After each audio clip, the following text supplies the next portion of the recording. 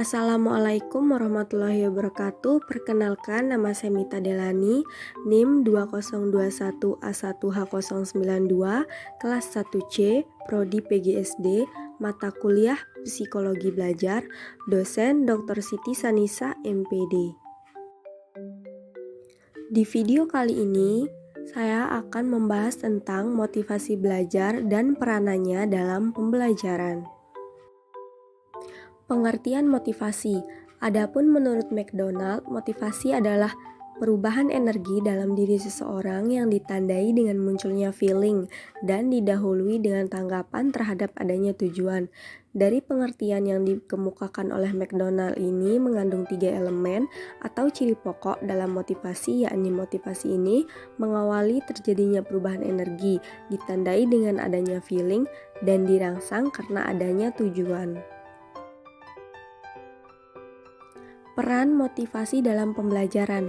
Pentingnya peranan motivasi dalam proses pembelajaran perlu dipahami oleh pendidik agar dapat melakukan berbagai bentuk tindakan atau bantuan kepada siswa. Motivasi dirumuskan sebagai dorongan, baik diakibatkan faktor dari dalam maupun luar siswa, untuk mencapai tujuan tertentu guna memenuhi atau memuaskan suatu kebutuhan. Dalam konteks pembelajaran, maka kebutuhan tersebut berhubungan dengan kebutuhan untuk belajar. Teori behaviorisme menjelaskan motivasi sebagai fungsi rangsangan, stimulus, dan respon. Sedangkan apabila dikaji menggunakan teori kognitif, motivasi merupakan fungsi dinamika psikologis yang lebih rumit, melibatkan kerangka berpikir siswa terhadap berbagai aspek perilaku.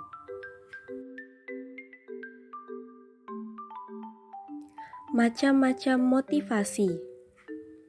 1. Motivasi intrinsik. Jenis motivasi ini timbul dari dalam diri individu sendiri tanpa ada paksaan dorongan orang lain.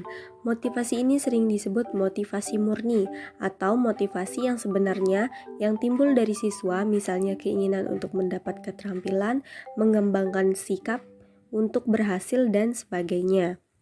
Yang kedua, motivasi ekstrinsik. Jenis motivasi ini timbul sebagai akibat pengaruh dari luar individu, apakah karena adanya ajakan, suruhan, atau paksaan dari orang lain, sehingga dengan keadaan demikian siswa mau melakukan sesuatu.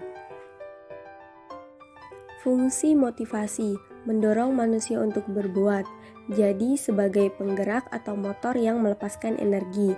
Menyeleksi perbuatan, yakni menentukan perbuatan-perbuatan yang harus dikerjakan yang serasi guna mencapai tujuan. Menentukan arah perbuatan, yakni ke arah tujuan yang hendak dicapai.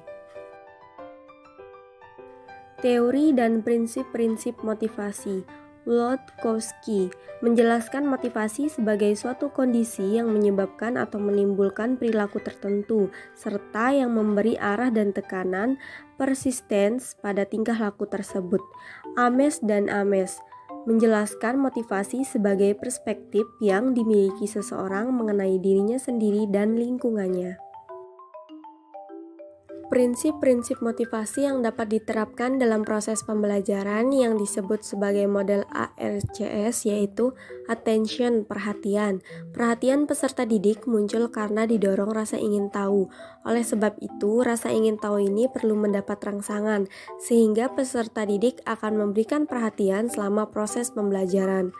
Relevanse atau relevansi. Relevansi menunjukkan adanya hubungan materi pembelajaran dengan kebutuhan dan kondisi peserta didik.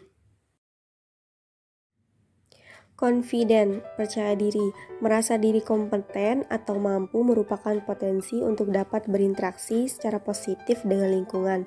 Satisfaction, kepuasan. Keberhasilan dalam mencapai suatu tujuan akan menghasilkan kepuasan. Kepuasan karena mencapai tujuan dipengaruhi oleh konsekuensi yang diterima, baik secara berasal dari dalam maupun luar individu.